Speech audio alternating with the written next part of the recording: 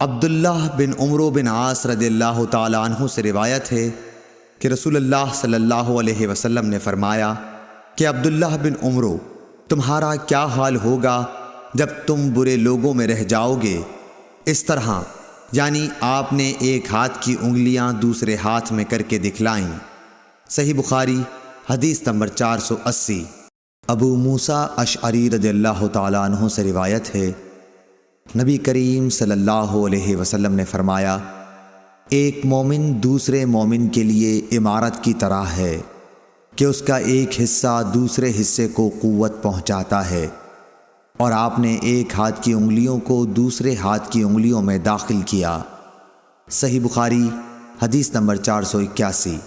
محمد بن سیرین نے حضرت ابو ہریرہ